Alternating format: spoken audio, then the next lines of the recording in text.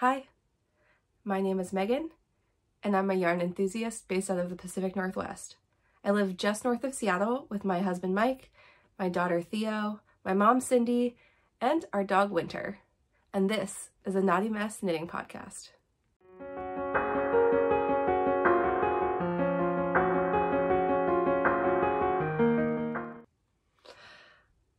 Okay, everybody, it's been a busy week. Thank you for all the people who watched the last couple episodes. They're really long. I'm going to try to keep this a little bit shorter. I enjoy content that's like, 80, 90 minutes. I feel like I can really get in the zone watching somebody talk about their things and getting all the details. But it's also taking me a long time to edit. And so I'm going to try to keep it under that. And there is stuff to cover, but not too much new stuff. I want to talk about the FO this week. The whips I do have a little acquisition and some fall knitting plans, plus of course what I'm reading at the end. So you can still hear my nasally voice, but I feel better. I did a lot of knitting this weekend. We did have some other activities going on as well. I got mostly what I wanted done, which is good. I feel like I'm one of those people, even though I do knit a lot, I think like, oh, it takes no time to make a sock. A sock is like a lot of stitches, everybody. In case anybody is wondering that, socks have a lot of very tiny stitches, and it doesn't make it faster because they're small.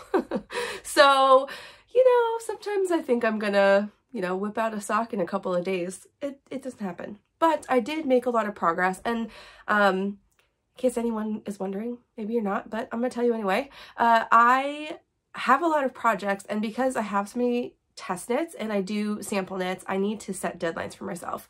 I like to knit that way. I totally understand that is not some people's jam. They really, really don't want to feel the pressure, and that takes all the fun out of it for them. If I don't have deadlines, I have languishing whips because I kind of get like cast on fever, which is an okay place to be also. You don't have to be a finisher. I enjoy the finished products though, and so I want to get there. I do also enjoy the process. I like to learn new things. I like to, zen out, especially like reading a book and like really be in each stitch. But I do set goals for myself every week, usually with which projects, especially if I'm going towards a deadline. So, I had to get myself a certain place for the alley sweater to be able to finish this past weekend so I could do my pictures and all my notes and be done. Test knit officially ends tomorrow. I think the pattern's going to release on Saturday is the plan right now. There have not been a lot of updates, just a couple of tiny tweaks. And so I think it'll be ready for release, and it is fun. Okay, so let's start there. As anyone who's been watching knows, this is the Allie's Sweater Light from Sarah Opie, who is sknits on Instagram and Ravelry. Maybe she has a different name on Ravelry, actually. Whatever. I will link her below. And this pattern is the light version, as in the fingering weight version of her very popular Allie's sweater, which has the same motif. It's just that obviously those diamonds are a lot bigger and there's less of them. So there's less rows of color work. I made this in some economical yarn and some nice yarn. So this is the finished product. I did not make any modifications except for a very tiny, here's my last progress marker, everybody, too. I just kept on one that I could wash with it. So I did have to finish some of the body, and then I did the split hem, and the split hem is super fun. It has this color work, contrast color, which the sleeves also have a contrast color. I love that. That's such a cute, like, little tiny detail. Oh, and we've talked about this before, but like how nice are those German short rows? I did look at the DK weight pattern like in more detail, the pictures this weekend, and that does have the short rows too. So this is like the way that she's designed this color work, and it's so smart. The fit is good. This is oversized. Sorry, I'll get up again. This is pretty oversized. I mean, I've got like 5 of ease here. The boxy fit is okay with me. The sleeves, I did 2 patterns. So what she recommended for decreases, and then the cuffs, they definitely blocked a little bit longer than they fit when I was making it, which duh. But also, I did do a lot of kind of fabric manipulation. Let's see if it'll pull. There we go. You can still see that, like, it doesn't look wholly, but it's not like a tight weave. This was made with 4mm needles. The gauge is 24 by 32 in 4 inches. So it is not like it's not super tight knit, right, for fingering weight, but I think a plumper fingering weight would definitely make the fabric. I mean, and I've seen pictures of people using all hand dyed in the test knit, and it definitely looks like a denser fabric than this does. But yeah, this is made with Drops Fable, which is a 75% superwash wool, 25% polyamide or nylon mix. It's 224 yards per 50 grams. The balls are pretty cheap. So somebody asked me to talk about Drops yarn.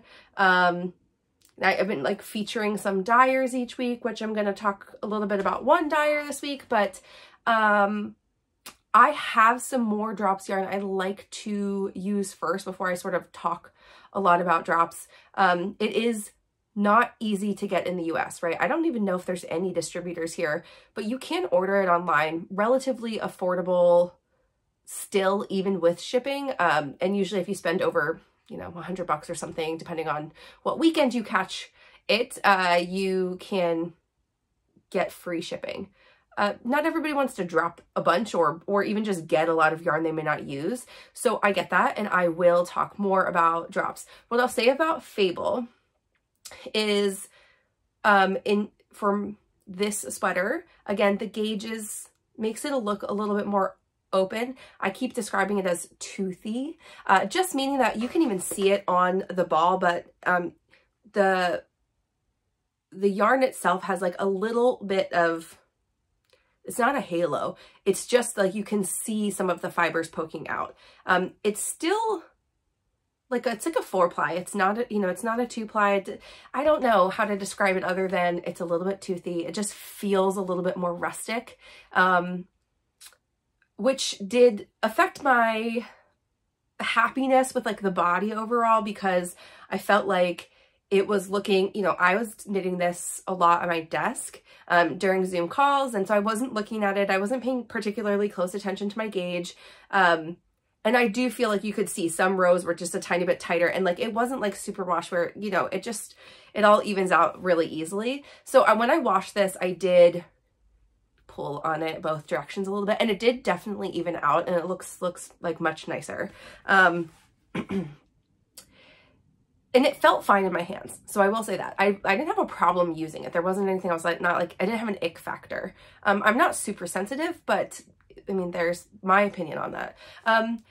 And then the other yarn is Montana Crochet sock base called Larkspur, and that is 100% superwash merino, and it is 438 yards for 100 grams. So I made a size 5, which is 52 inches. And I used the 4mm needles, 3mm for all of the ribbing. And you actually can't tell that much. I'm going to talk about it anyway. So I did block this on Monday morning. I did it right before work, and normally that's like a quick soak while I'm getting the baby her bottle and what have you. I used my woolen soap, which I have used on, I think, 1 or 2 other washes at this point. And I used cold water, because knowing that this is a white and purple color work, I'm not going to use warm water. I don't use warm water for most of my things unless I'm really trying to agitate the fabric for some reason. So I used cold, got the soap in, put this in, and immediately my water turned very purple. Slight panic. So I like very quickly drained the sink, rinsed it cold still as much as I could. You can see it a little bit. So I took this to knit night. Ariel and I met up this week, and I just like gave it over to her and I was like, do you think this looks terrible? We were in a bar, you couldn't see it that much. I took pictures today and I really don't think it's as noticeable as I thought it was at first, especially before it dried. It is a little bit pink, and it's a little bit pink like all the way through here. But in the camera, the contrast still looks great. I don't have like splotches anywhere. It's more just like right near where the color is. It almost like set just a little bit pink from being in that water for, I mean, honestly, less than 10 seconds.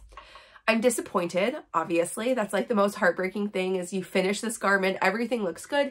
I didn't have any bleeding on my hands. And I mean, I knit this in August, right? I didn't have like, I might have had sweaty hands a couple of times working with the purple. I had no indication that it would bleed.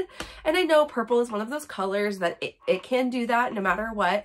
And then after rinsing for a little, like there was no other color. I did put in more cold water, just a tiny bit, and like really like put it in there to see if there was any more purple coming out, and there wasn't as soon as I rinsed that water. So it was just like it hit the soapy water and bled. So a little sad. Not noticeable. So I'm not heartbroken about it. I am undecided if like in brighter light, if I'm gonna feel a certain way. I did talk to Ariel about over dyeing. She's been experimenting with dyeing yarns herself. If you haven't been over to her YouTube channel recently, Ari Knits, go check it out. But over dyeing is like, it's risky, right? You don't want splotchy yarn. I don't want to affect this color. I would have picked like probably a really light gray or just like even something that's close to the pinky that I felt like it was at first. I'm going to live with it. And then I'll make a decision later. If it goes to the pile of, you know, makes I don't gravitate towards because I feel weird about the color, eventually I will make a decision then. For now, I think I'm going to wear it and I love it. It's super cozy, but it's a fingering weight sweater, so it's not really warm. I mean, it is August 31st. In the Pacific Northwest, which usually means it's like gorgeous outside. And we've had a week of weird weather. It's kind of rainy, which I know everybody who's not from here thinks it's rainy here all the time. I'll let you keep thinking that. But we have the best summers. So yes, anyway, totally wearable. I think it's a good season transition sweater and something I will definitely wear, you know, during my workday at home in my office, like for a lot of the year, I think. So that is the Allie's Sweater Light. Let's go through, and this is my only finished object this week, but let's go through what else I am working on. So first up, we have the Skyline Pullover by Tori Yu, who is Tori Knits NYC on Instagram. I am doing a test knit for her and it is due October 18th. I am making a size 5 again, which is a 54-inch bust. It's a little bit more ease than this one, but it is a saddle shoulder construction. And I think, you know, from the look of the picture she posted, which I'll put up here, it does have sort of like a pretty boxy look. And let's see. So saddle shoulder, which is what I started. Let's pop it on for you. That's it. That's as far as I have, just like a couple inches on the back. But these are on holders right now, the sides, and those will be picked up for the sleeve. And the ribbing detail will continue all the way down the sleeve, which I have now seen, I think, 2 testers on Instagram who finished their tests already, and they're beautiful. They look amazing. I do think the original sample and her recommendation in the pattern is to use a fingering weight and a mohair held double, which gets you a DK weight. And it does create a more drapey fabric generally than even just like a DK weight yarn. I am using Hobbii Zafira, which is a discontinued yarn in the colorway Dark Pines, which this is a blown tube construction yarn. So we've covered this before, but I'll show for anybody who hasn't been here. It's got this little cotton tube filled with green merino yarn. So it is 55% cotton, 27% wool, and 18% acrylic. And it's super pretty though. I mean, like, I really am enjoying the look of the yarn. I will say I don't 100,000% love working with it. It's a little bit stiff, and it's like, I mean, I don't love cotton yarns. I don't use tons of cotton yarns, but it's not a Pima cotton, right? It's not as soft or smooth. It's very much not silky. It doesn't hurt my hands or anything. I just feel like I need to lotion because it feels like tackier. So I have now joined my panels. You put on your like cast on stitches for the neck, and then I did all the short rows last night, and they are done. And now I'm going to move on to more of the back panel. I may stop partway through the back panel just to start the front. So I have a better understanding of, you know, like how deep I want to make the yoke. I mean, reading the instructions, it's not a lot. Like before the sleeves, I don't think the sleeves will be as like roomy as this one. That is the Skyline pullover. I will say, as a reminder, I'm using 3.75 millimeter needles. Recommendation is 4, which is pretty typical for that kind of combo of fingering mohair sweaters. But this yarn is like oddly fluffy, so I just needed to go down a size. No big deal. Okay. I will go through the next test knit. And those are the 2 tests on my needles right now.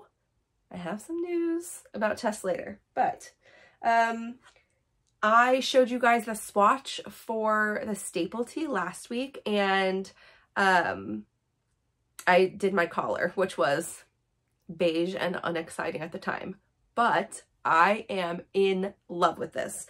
I am so glad the swatch translated well to real life. It's always a risk. As I said last week, you know, some things seem like a great idea.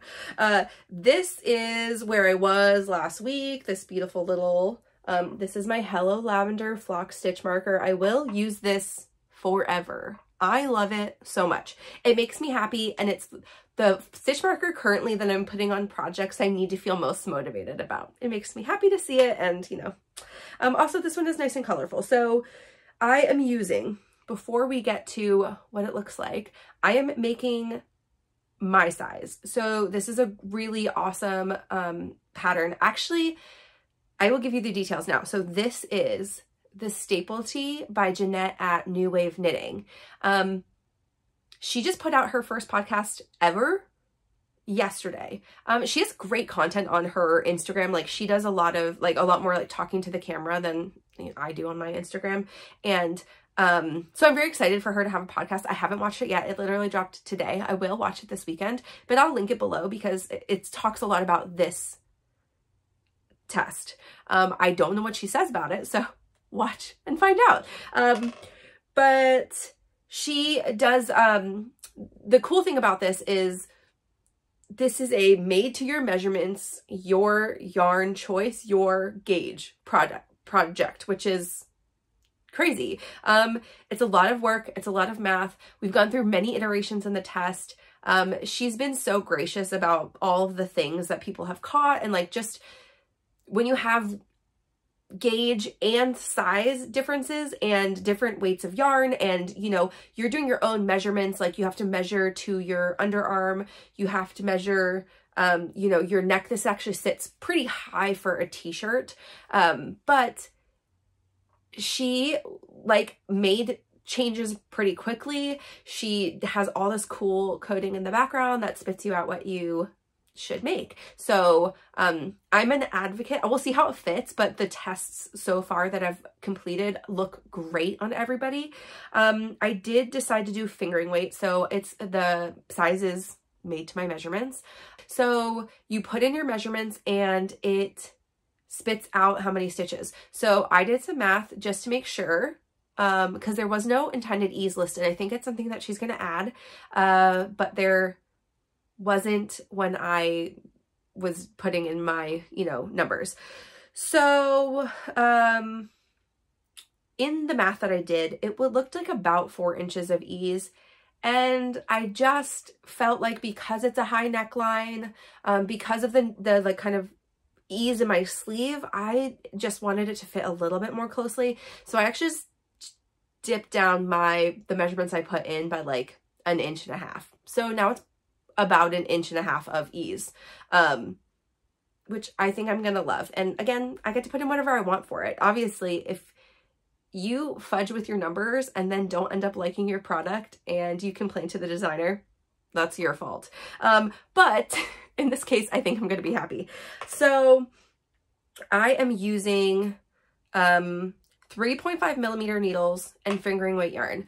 I am using a mix for my stash. I pulled out a rainbow sock from Hobbii as the main color. The colorway is called, I think it's called 3. I think it's called like natural or something. And that is 75% superwash virgin wool and 25% polyamide or nylon. And then I have Knit Picks, a pack of stroll tweed from several years ago. I used them for socks. I had leftovers in all the colors. It is 231 yards for 50 grams, 65% superwash merino, 25% nylon, and 10% Donegal neps, or Donegal tweed. And the colors are you guys ready for it? Okay. So the colors are Sequoia here at the top. Gonna zoom in. There we go. Oh, kind of. Anyway, Sequoia here at the top, and then Marine Heather is the blue. The light blue is called Thirst Heather, and then this is Dill, this perfect pickle color down here. I added in some random, I don't know what it is because I just got it without a label, from a Destash orangey pink color as the pop. I am not going to tell you what I'm going to do with that going forward, but there will be more of it in here. I am done 90% of my raglan increases, I think, almost. I have like one more increase on the sleeves I need to do, and then like 2 extra body only increase rows, something like that. So it'll be partway through my next, it'll be partway or right at the end of my next stripe that I will be done with the increases. And then I will split for sleeves. So I'm going to get to that this weekend. I'm so excited. I really love it. It's so cute. It does look little, but it's only because it's on small needles right now. I'm so excited. Can you tell? Yeah, it just like turned out exactly how I wanted it to look. Again, this is like Hobbii's wool. It's like their own wool. It's not the nicest feeling yarn ever. It reminds me a lot of the Fable, actually, just like in the sort of like that it's a little toothy. It's a little bit scratchy. Like, I think it'll be fine next to skin once I wash it. This washed really nice, by the way. This like does feel much softer than like when I was knitting it. And I think the same thing will happen with this. The Knit Picks Stroll is already soft and it's a little bit plumper. It just feels nice, and like those stripes look a tiny bit more dense. Like you can't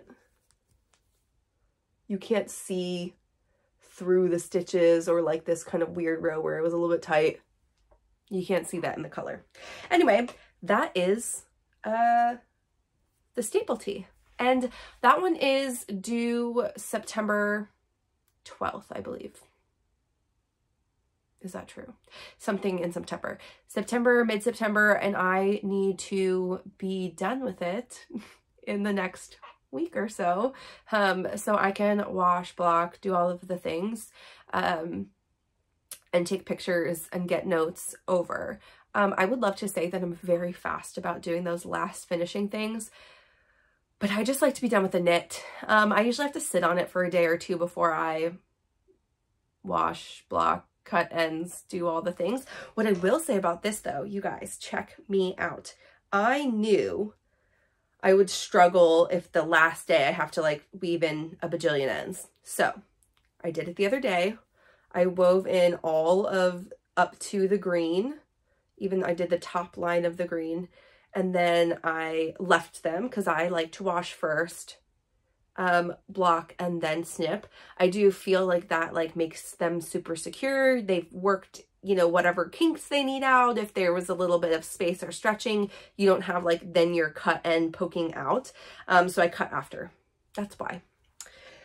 So next we have my wild ivy, and I'm making a little bit of progress on that. I've not made a ton. Obviously that staple tee grew a lot. This got finished.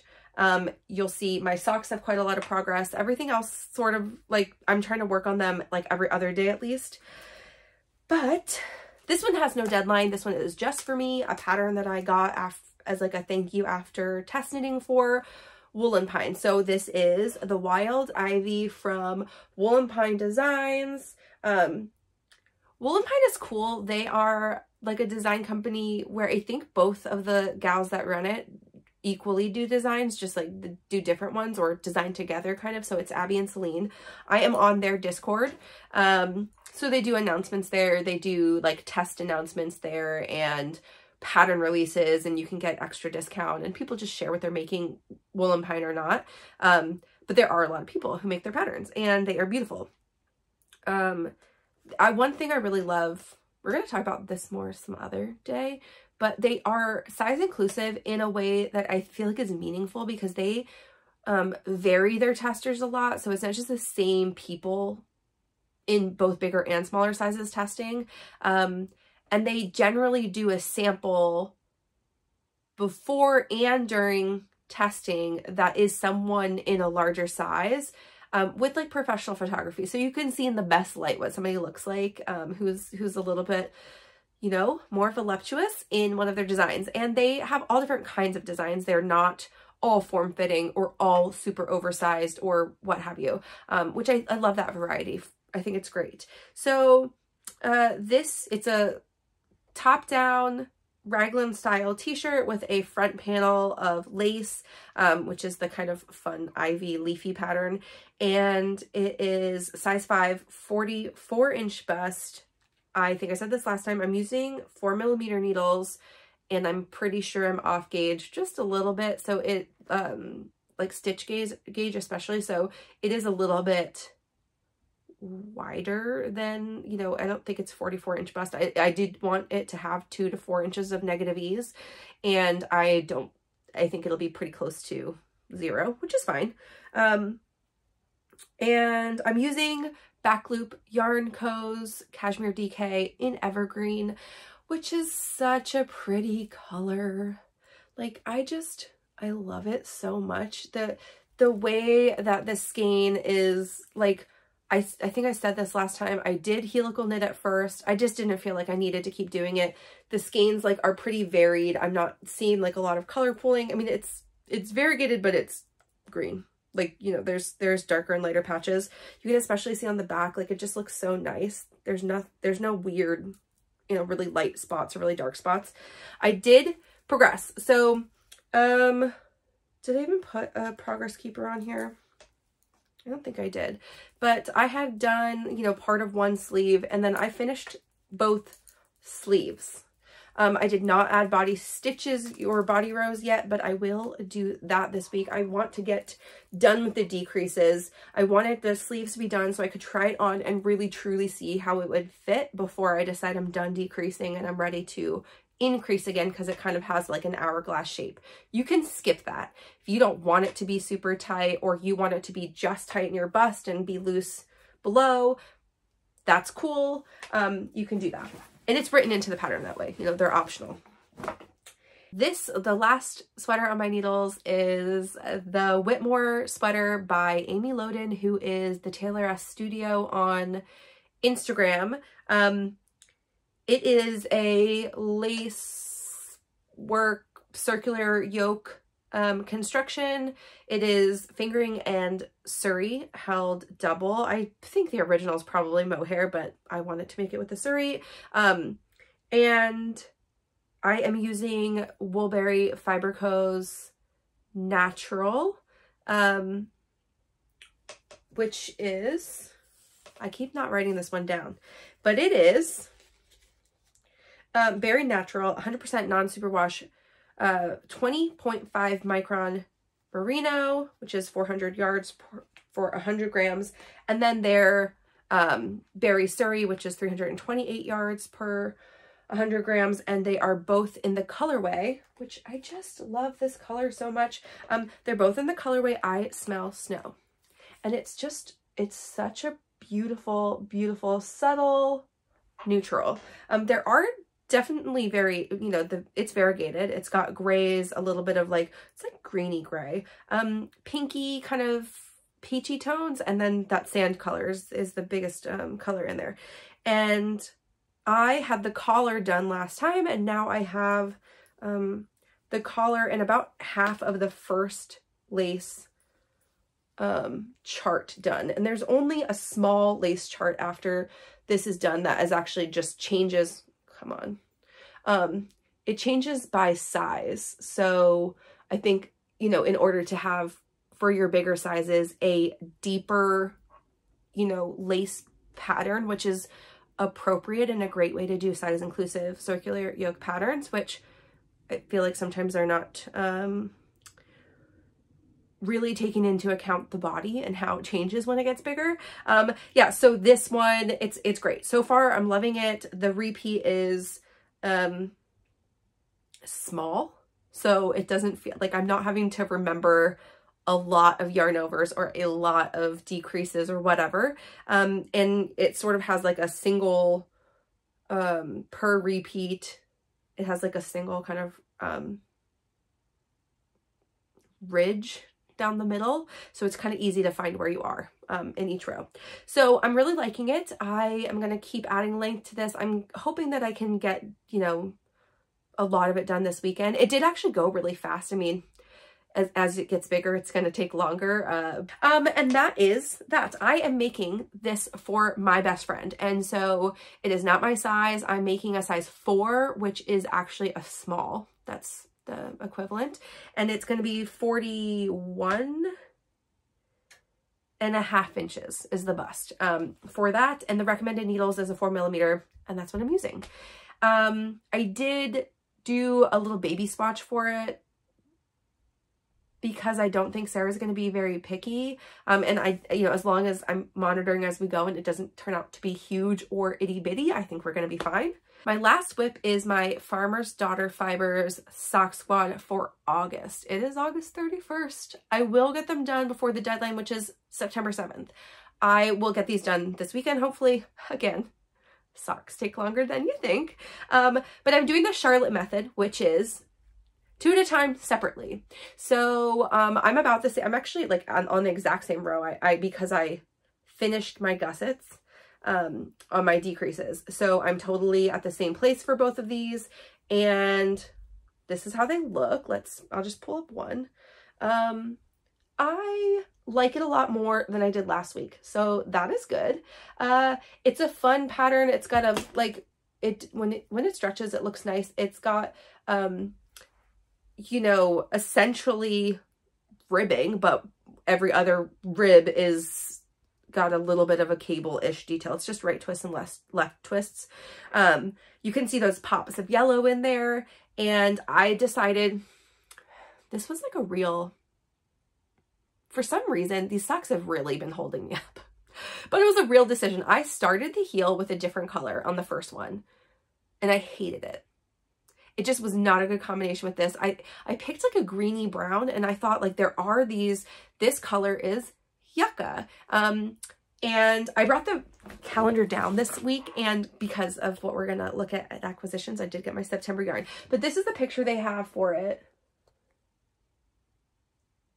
So you can see there's like a little bit of yellow, and then there's that like kind of nice, even some of this, there's like a green element almost, like just obviously green. It's a plant. The leaves are green, but it's not like that dark green. It's just got this like little tiny light green stems where the flowers are. So that color is present, and there's like little brown flecks, yeah, so I thought greeny brown, like that would pull it together a little bit more. There is a mini that comes with the sock sets every month. I decided early in the year that I was going to save all my minis to do a project at the end of the year, and I want to do a scrappy project with them. And so I didn't want to use it, and I also didn't really like want it with this color because it was just too light. It was a really light color also. So I got halfway through my heel flap and decided that was awful and I hated it. So I went to the other sock and I pulled out the only solid brown I had at the time in my stash. I have since added something which we'll go over today, but it is a mini from a Woolberry sock set that I'm okay parting the two of them. I didn't need them to be socks together. And I love this color actually. It's like a really deep woody brown. And there are those flecks, like it looks a little more present in person, but there are like a lot of little brown flecks in it and it looks good together. It's giving this bright color sort of a little bit more of a fall vibe, and I'm good with that. So that is the socks. As a reminder, what they are the Harvest sock by Curly Parents, who is Northwoods Knit Co. on Instagram. The sock yarn, it is Rocky Mountain Pearls, which is their BFL Superwash Nylon sock base, which I am not entirely sure. I linked last time to the Sock Squad page because I don't think that all of the sock yarns that we get with Sock Squad are actually available. Like, I know the colorways aren't available year round, but I don't even know that the bases are. Like, I couldn't find Rocky Mountain Pearls on their like socks, you know, or sock weight yarns. So I feel special for having it, but you can find more of them, you know, in Destashes. But I really enjoy this BFL. It's a 2-ply BFL sock yarn, and I like it. Even for like just the foot part where it's all knit stitches, I really enjoy, like, it's kind of squishy, it's a little bit plump, and it's nice to work with. So yeah, and Harvest socks are part of the Sweater Weather collection, which was released last year from Carly, and I love that she does collections because it's fun. I did the favorite sweater sock last year, and this is the first time I'm revisiting, and it is my first cuff down sock from her, and I'm enjoying it a lot. I'm making a size 3, which is 72 stitches. So let's move on. Let us talk about acquisitions first, and then let's talk about fall plans. Pre-fall plans. I've heard people saying pre-fall. I mean, fall is in like 2.5 weeks, so we can just call it fall plans, or 3 weeks, I guess. So the only acquisition I have this week, no, I have 2. I have my Farmer's Daughter Fibers September yarn. I have not opened it yet. Here it is. It comes, actually it comes with, is this the flower of the month? I think that it might be. Hold on. It looks like it. Yeah. So every month, and I have some of my other bags, they also are printing stickers, and the sticker has what the flower is. So I'll show you a bigger picture of it. So this is September. It is called, oh, it's Milkweed and the Monarch butterfly. It's, again, this is wildflowers and their pollinators. So you can see, there's a little glare from my ring light. It has this very pretty light purple, some dark reddy purple in the back. It does show a picture of like what, I don't know if that is like after the milkweed flowers, this little white thing at the bottom. Maybe that's what that's supposed to indicate. And then there's a monarch on the top. So generally, not 100% of the time, the main yarn is the flower, and it usually has it's usually a little bit variegated, even just lightly speckled, like this one that I'm working with right now.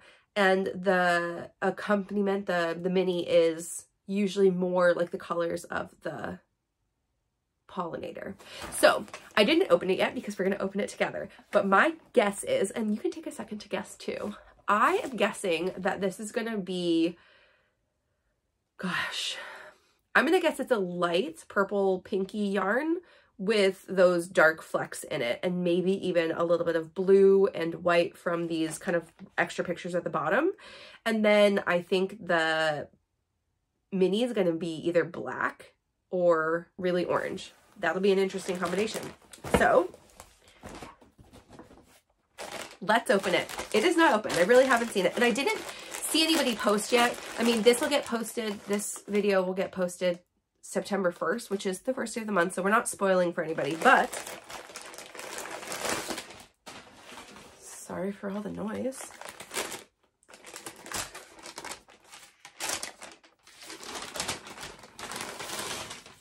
Ooh, that's fun. Okay, so I was pretty close. It is that really light, it's almost, I mean, it's not white. It's definitely pink. It's like a very washed out kind of light pink. It's a little brighter than I thought it would be, but I like it. It's got these like neon-y pink flecks, but also that this is not black. This is like really dark purple, or purpley brown. Looks like purple and brown in here. Like you can see here, there's like a big splotch of brown. That's so fun. And the mini is orange. That's a pretty good Monarch color, actually. I'll pull them all out maybe in October, and that's when I'll really start planning what my scrappy project will be. So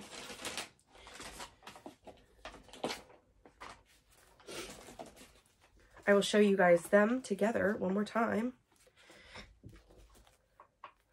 This is our beautiful September sock yarn. So I will pick out a pattern as soon as I finish these socks. I'm going to attempt, especially because we're like getting into sweater season, and I'm going to get really excited about some fall knits we're going to talk about. I don't want to fall behind my socks. So I think my intention this weekend is to just cast it on right away, and pick the pattern, which I have zero ideas for yet. Now, I got some Destash yarn. So somebody asked me, I think in my first video, if I can talk a little bit more about where I buy Destash yarn from. So there are a couple of places. I think the first place I ever bought any Destash yarn was Ravelry. Ravelry actually has some pretty great Destash groups. They're relatively active. You definitely get some people that just post like every couple of days, like they just bump their original post. They don't change their pricing, and it might just be up there for months and months that they're doing that. But you get some people who are like really motivated to get yarn out of their house. Maybe they're moving, maybe they can't knit anymore. And so if you go on to Ravelry and you just hit like the groups button and then you type in Destash, a bunch of them will come up. There are really active groups outside of the US also. So that is very much the platform where I think is not limited to where you live.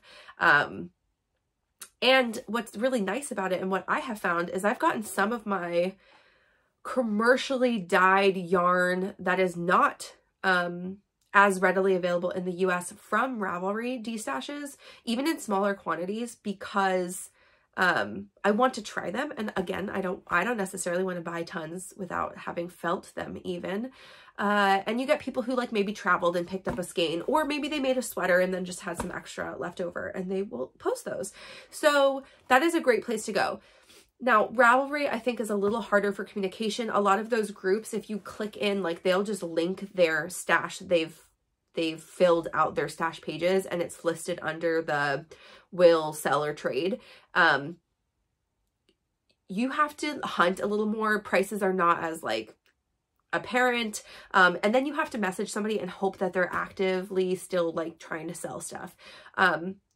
I have also used Ravelry several times to buy specific yarn. So,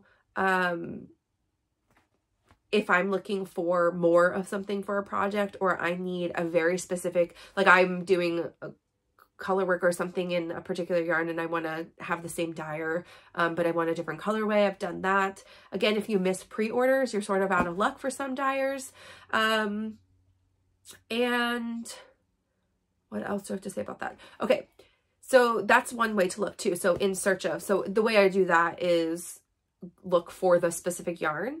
You can type that by click the yarn button, type in the yarn that you want, find that, and then you can go right to stashed yarn. Like that's a link inside of Ravelry, and then you can click into each. You can filter that by like will, sell, or trade, and then you can click into those and you can just communicate directly with the buyer or the sellers. One of the reasons I say you hope someone communicates back is because if they're not actively posting on a group, but you're looking for that specific yarn and you reach out to somebody, they might not be active on Ravelry anymore. I mean, that could have been years ago. It might not be available. I think some people are really good at keeping their stash up to date in Ravelry. I have stash in there. I have actually been contacted and sold some yarn because someone was looking for a very specific something to finish a baby blanket. But I don't update in there anymore. I've moved to a different method, which we will talk about towards the end of the year because it will help with our 2024 planning. But so Ravelry, a couple of ways to do that. The Discord, which I linked and I'll link again below, the Destash Discord run by Silly Goose Yarns, her name is Courtney. She does a really great job of monitoring that for as crazy as it gets and as much as people post. So that is just like, it's a Discord community, which just means like it's on the platform, very similar to Slack, channels by yarn weight, and then you can post if you're selling. There is an ISO channel, which is in search of, so you can post anything you want there, rather than putting it in each weight yarn, and people will answer. I mean, I think a lot of times people who request, someone either gives them a tip of where they can find it if it's like still available somewhere, or they will, you know, post that they have it. I have not heard any like horror stories of people giving lots of money to somebody and them, you know, not providing any yarn. I will say, I think that the yarn lovers community is genuinely full of like the best people. So I don't think most people are out to gouge you. But be wary. I mean, it's your money, and make smart decisions. Make sure that person has seemed reliable over communication, etc.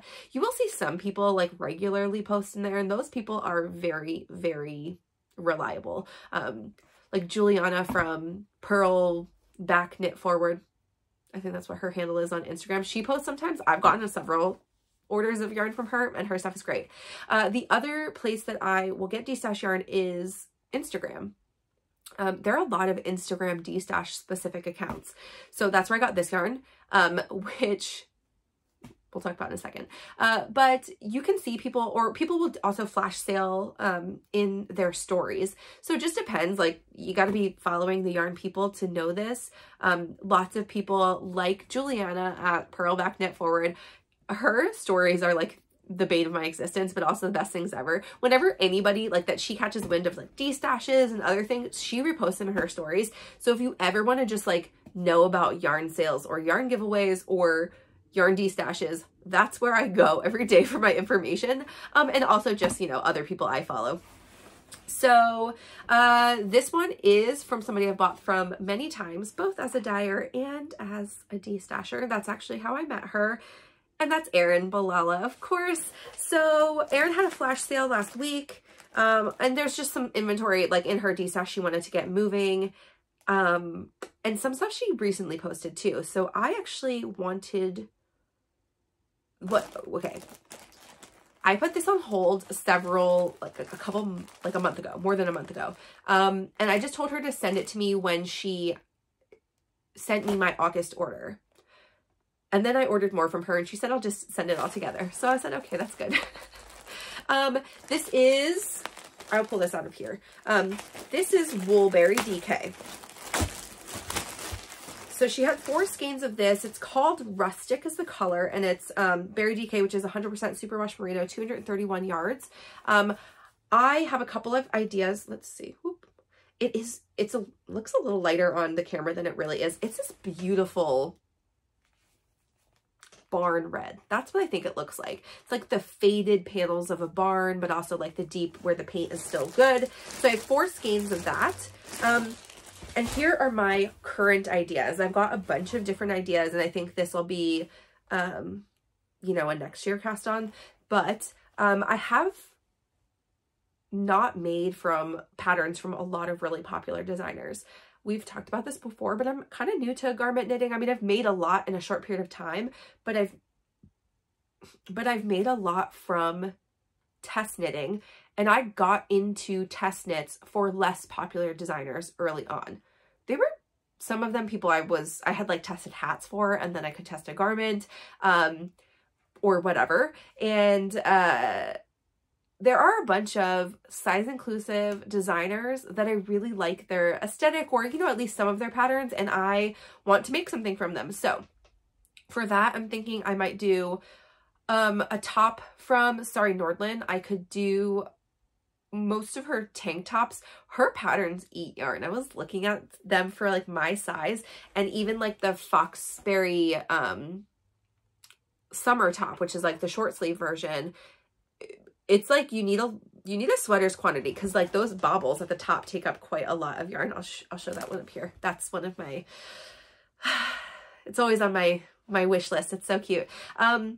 But I might do like a tee by Park Williams. She's got a lot of really great patterns. I haven't made anything from her yet.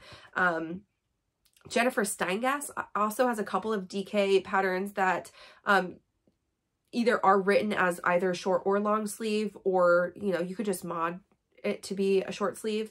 But I like the Celosius.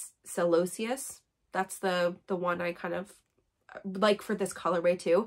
And then I might do a Jessie May pattern with it, and I have not made any Jessie May patterns, but I think that the top worsted would work with this yarn, and it would be a really fun summer top, like a transition to summer top, or maybe even just like a transition to fall, because it is very fitted, but it's as short of sleeves as you want and as cropped as you want. And I think I could make pretty much a full length fitted tee with like a good length sleeve with that much yarn.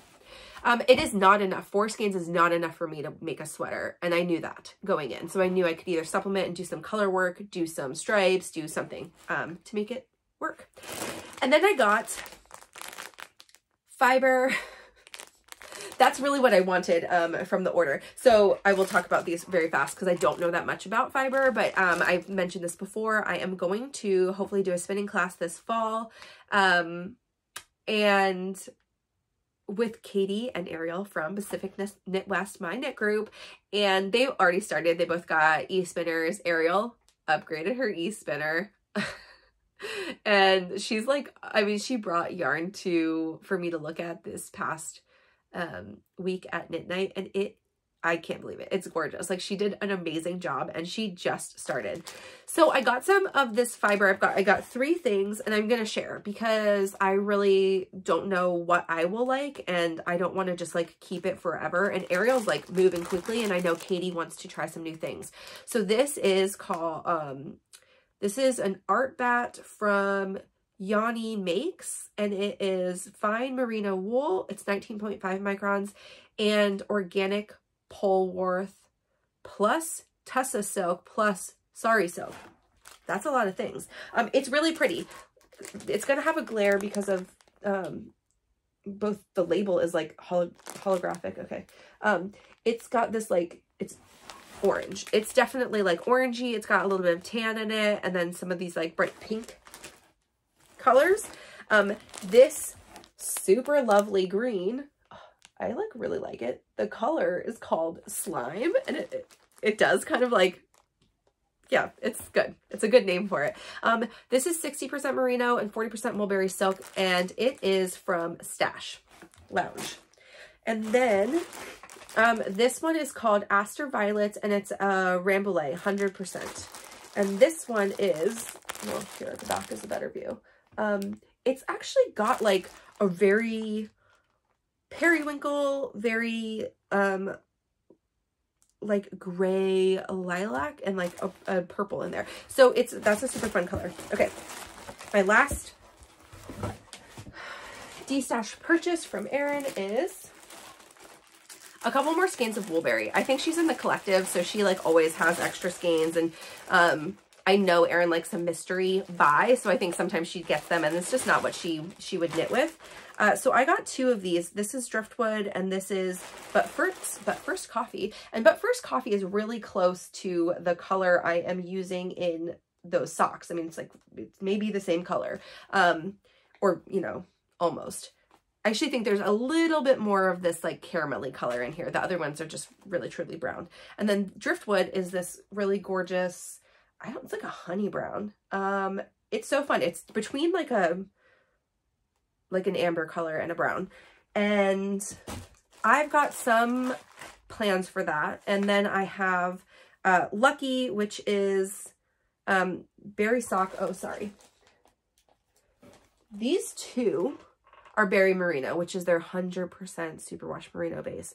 It is 400 yards for 100 grams. And then berry sock is 80% superwash BFL, 20% nylon, also 400 for 100 grams. And I love the BFL mix. So I knew I wanted this. I have a color called, I think it's Reminisce, that's really similar to this. And I'm thinking maybe now I want to fade something with it. I also just like love a little extra teal in the stash, in my yarn library. But yes, so,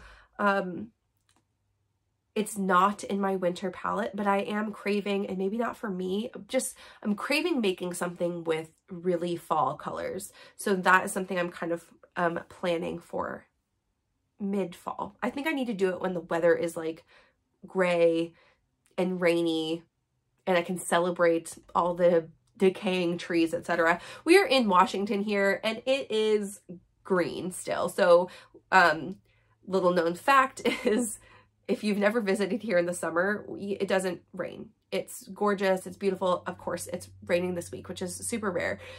Even like in August, it just doesn't happen that much. But we have more dead looking things in the summer than we do in the fall or winter, because it doesn't snow very often here, but it rains a ton.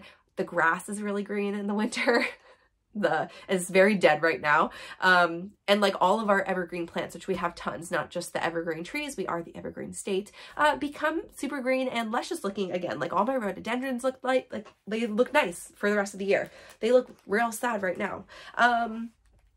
So let's talk about some fall plans. So fall is right around the corner and we're all excited. Like every knitter I know is like the very first inkling of fall, and we're like, yeah, forget t-shirts, let's jump right into the sweaters. I've been living in Sweaterland all summer because I made that sorrel sample and it just made me really want to start all the sweaters. So I do have some things that are already on the docket and a couple of things that I know are gonna like pop up and disrupt that, but we'll talk about what I have planned. So first, in the last couple of weeks, I finished 2 test knits, which obviously means I need to sign up for another. I have a problem. But this is one that I have been eyeing for a long time.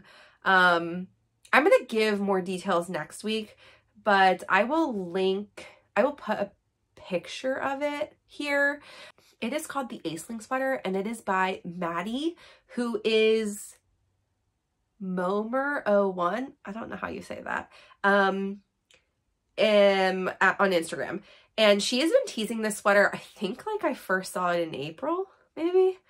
It is it's a Surrey sweater and it's a single strand of Surrey and it's like, it looks like a cloud. Like I want to live in this sweater. I will show you what yarn, I've already chosen my yarn, but I will show it to you next week. I'll put the picture here if I didn't already of the sweater. It looks so great. She has another test coming soon. Also, if you are out there in the world and you want a new test knit or you would like to do your first test knit, I think this would be a great one. So it's not a simple sweater. It is a bottom up construction. That's about as far as I got in reading the pattern. This because I just signed up for it, but it is a split hem bottom up sweater. I wouldn't do, and it's Surrey held single, which the gauge is nice and airy, but I still wouldn't do that as your first sweater. But if you're feeling a little adventurous, she still does need some bigger sizes, and I think some of the smaller sizes like 1, 2, and she has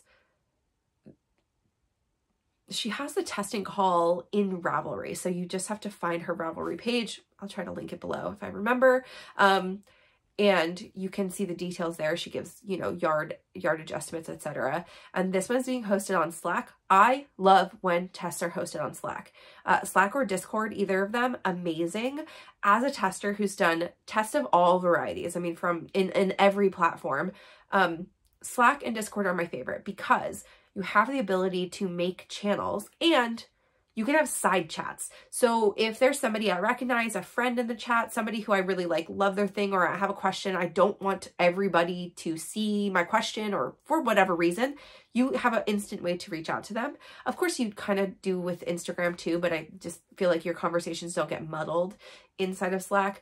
Plus, you can have channels that separate notes, like pattern notes, things that are changed, need to be changed, typos, whatever. They're organized however the designer thinks, but like that's generally, there's some sort of like typos and changes channel, which is separate from people sharing their colors, their progress, you know, like construction questions, maybe, you know, like just how do people tie their ends, you know, like little things like that. In Instagram, it's just like, you can't find changes, right? It's like impossible. I feel like, oh, I think I remember somebody saying something about this. And if you don't, you know, get an updated pattern, it's like impossible to remember or track. So, any designers out there, that's my, my personal opinion. Sylvan and I were talking about that last week. She also tests a lot, and that's, you know, kind of one of the criteria she has now, because like Instagram gets overwhelming and it's kind of useless. I know people are on there a lot, so that's why like people will be active. But you know, you can't even like, you can reply, but it's not a threaded conversation. Whereas in Slack and Discord, it's just a single thread for any of those conversations, even just complimenting somebody's color choice. So this one's in Slack. Yeah, I'm so excited about it. Ariel, and our new friend May, who has knit with us a couple of times, are also doing the test, and that's so exciting. So I have some friends. This is the first time I think I've ever tested something where like a real life friend is also testing with me. So that'll be really fun, and we'll kind of keep each other motivated. Oh, the other reason I think this would be a great for somebody's first one is it's a really flexible timeline, and it's long. I don't think it's due until November. She's already sent out a pattern, you know, the pattern is in the Discord, or sorry, in the Slack, and it is going to, I don't think it's going to take forever to knit. Like, I think it's gonna move. So that's exciting. The next thing I am really excited to knit, and this is an announcement also for everybody. So Ariel, I talked about her so much this week, but she's the greatest. So that's why. But we actually thought about this a few weeks ago. So right after Flock, we were talking about our fall knits, and one of the patterns that we both really want to make is Amy Scher's Friendship Pullover. And so we decided to do a like match along just ourselves. And because we both have podcasts, we decided we're going to make a mini, you know, knit along with us if you want to. And by make a knit along, I mean, there are no rules. There is no structure. You don't have to make it with us. You can just cheer us on if you want. If you have also been loving this pattern, which I'm going to put up here, by Amy Scher, and you want to just even start with us, please do. So we're going to start September 15th because Ariel still needs her yarn. My yarn is coming from Backloop, if you hadn't guessed that. And it will be here on Tuesday. And she is, I think, picking her yarn this weekend. And yeah, so we will start September 15th. So if you want to join, you have some time to get yarn. And it's worsted weight. So no, that doesn't mean that it's going to fly off the needles for a lot of people, but Ariel and I are like power knitters. So we set ourselves 5 weeks. So we intend to be done October 20th, and we are going to maybe do something fun when we are done the knit along together. You shall see, but I will put the hashtag up here, and I'll also put it down below. We're going to use the hashtag PKW Friendship KAL. And just post some pictures. If you finish, start, swatch even for this, and you want to send us a picture in our episode after the 20th or around the 20th, we will include your picture and like your handle if you want to be included. You don't have to. This is really just for fun. There's no prizes right now, unless we get like a lot of people to join maybe.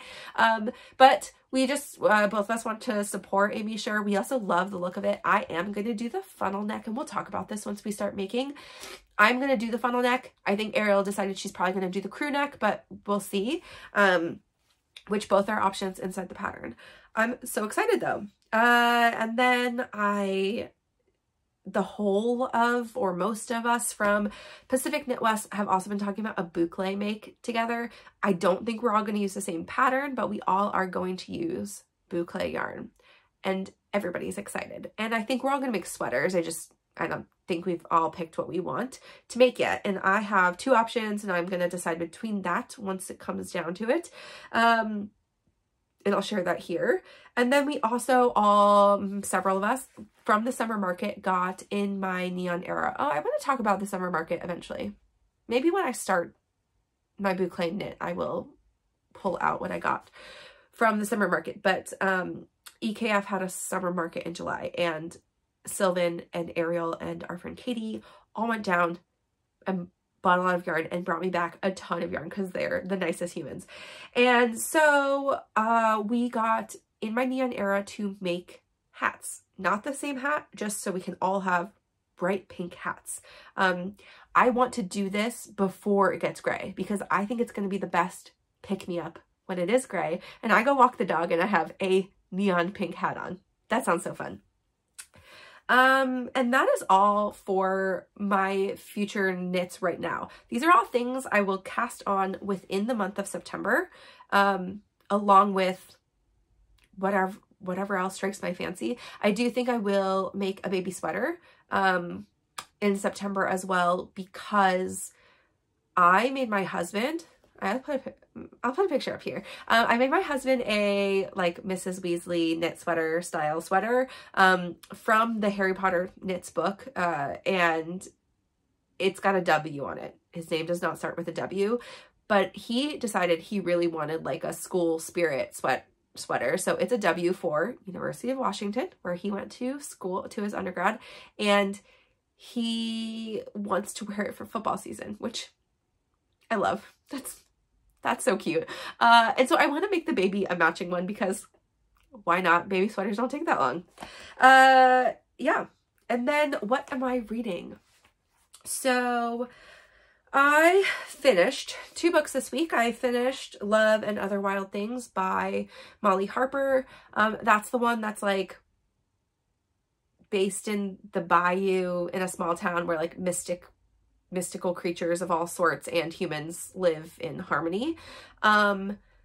This one was good. It's the second in the series. There's sort of, to me, they're like filler reads. There's like not that much substance. It's all a little bit like insta love and, interesting takes on some mystical creatures I hadn't heard about before. It's like she kind of puts like mystical creatures from several different like mythologies and stuff, not just vampires and werewolves or whatever. Like there's other kinds of creatures, and it's a little bit fun.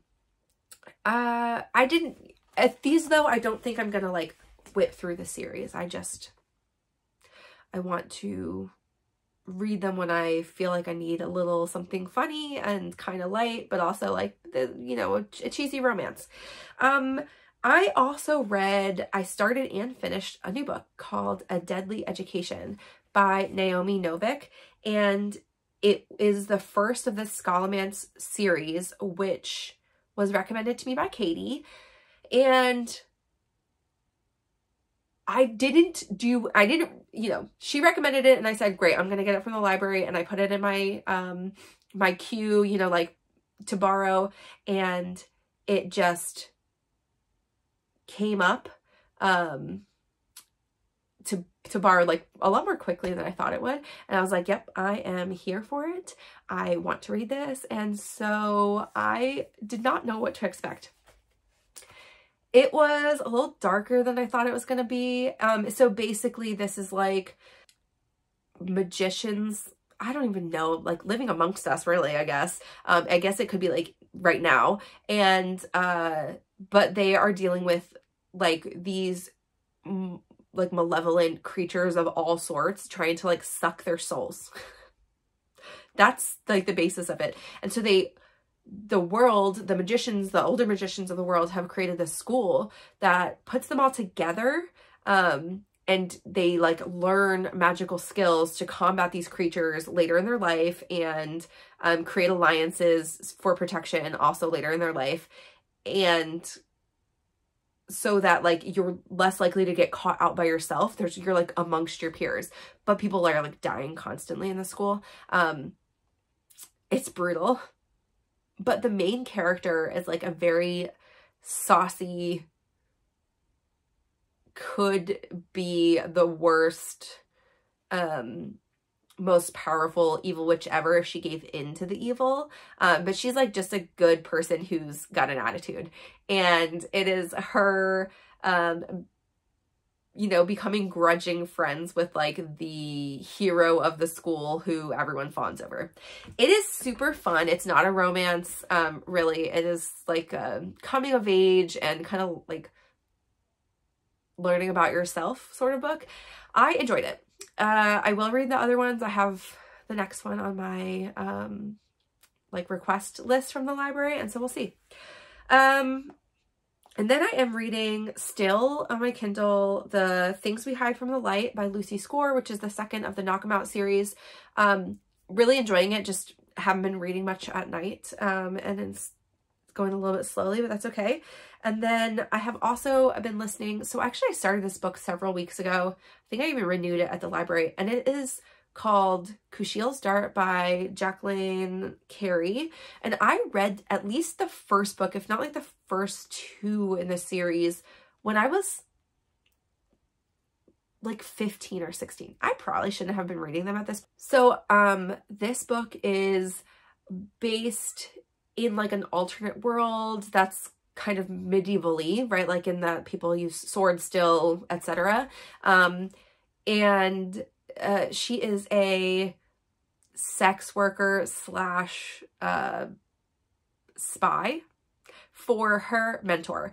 And it is different than I remember it being. Granted, I was like pretty young.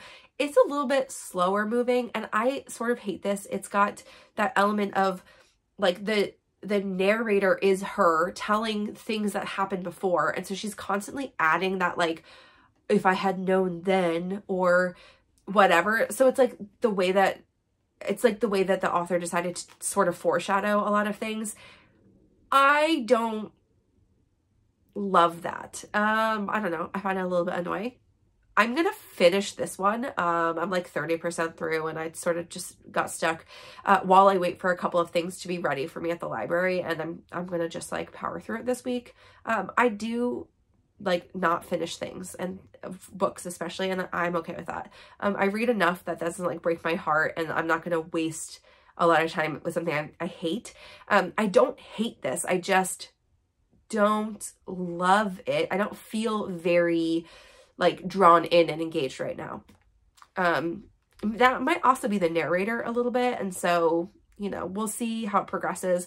I kind of remember it just being more exciting, and it is like not that exciting right now, so we shall see. And I think that's all for today. So this probably didn't end up being that much shorter, but I will edit it down a little bit, and hopefully we are getting there to being a reasonable time frame. But anyway, I'm so excited that you guys joined me. I hope that you all you know, are liking my progress stories. I mean, I'm still, again, doing a little bit for me, so I can just keep track of my feelings about things while I'm knitting them.